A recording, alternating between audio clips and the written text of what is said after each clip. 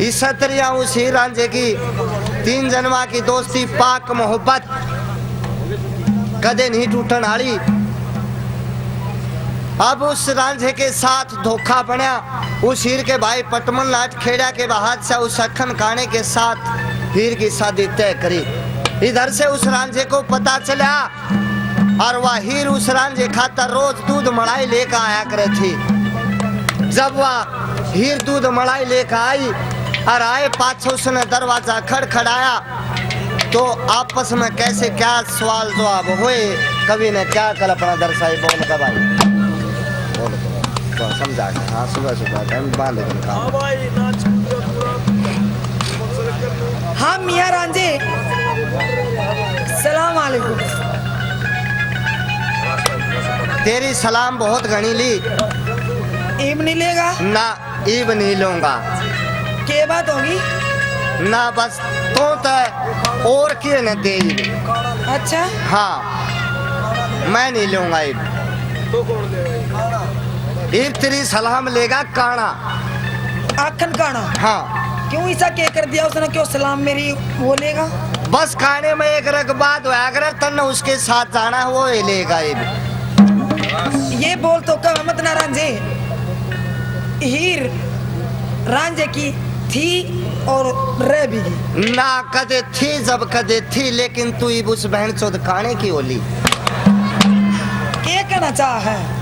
कहना के चाहूँ सुमारी तेरी 3 जन्मा की दोस्ती पाक मोहब्बत 12 साल ते थारे काटड़ू घेरे। ये थारे काटड़ू भी जाना लागे पूछ हलान लाग जा करान जाओ से। अच्छा हर तेरे थोड़ी भी खाज नहीं हुई। अगर इस रांझे ने छोड़कर तू जान लग रे रो भी उस खाने के लिए फिर नाट है। तुम ब्याली कैसा तेरा ढंग रहा। अच्छा। हाथ कांगड़ा बांध रही हाथा में धीरे चारी। अच्छा और फिर नो कैसा तेरी थी तेरी रहेगी। ओ मामा का जाऊँ मैं। हाँ मामा का जाऊड़ा को पाल रखा है। तन्ने पाले क्या मामा को? मैं मामा का घाट जा रहा हूँ मना तू उठा जा है। पर बात सवा सुन ले। हाँ सुना। मामा मुमा का तू जाती नहीं और की जाऊँ बकवास कर रही है तो के कब है बता। सुन ले।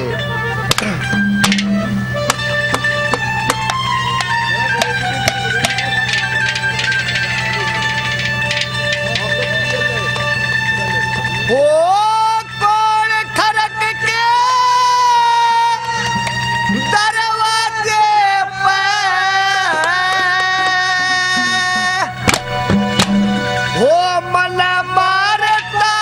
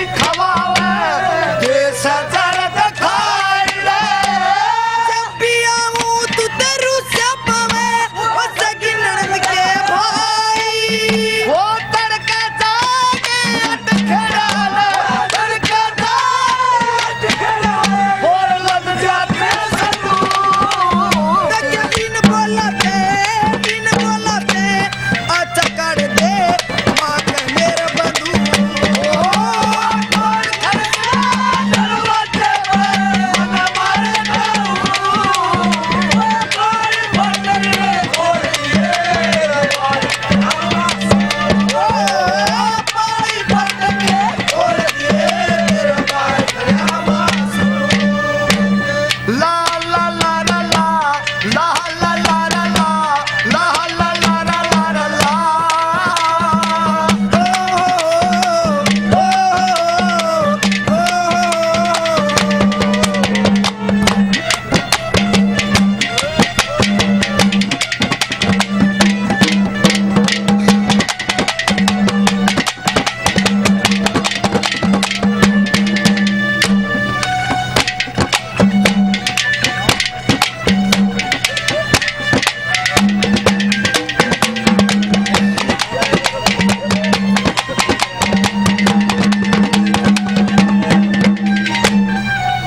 जो कह रही से आखिर तो तेरी थी तेरी रहेगी यो खिम्मा कह लाग रहा अच्छा बात बुल्ली तेरी बुआ कह लाग रही अरे यो सारा शहर पुकारन लाग रहा उस बुल्ली ने तो नाच करवा रखे हमारे घर का उसकी मानना कहा उसकी मैं ठीक मानूंगा और वह ठीक बता रही से मेरे भी जच्चन लगी जच्चन लगी हाँ अच्छा मेरी बात सुन ले क्या कब थी बुल्ली बताइए सुन ले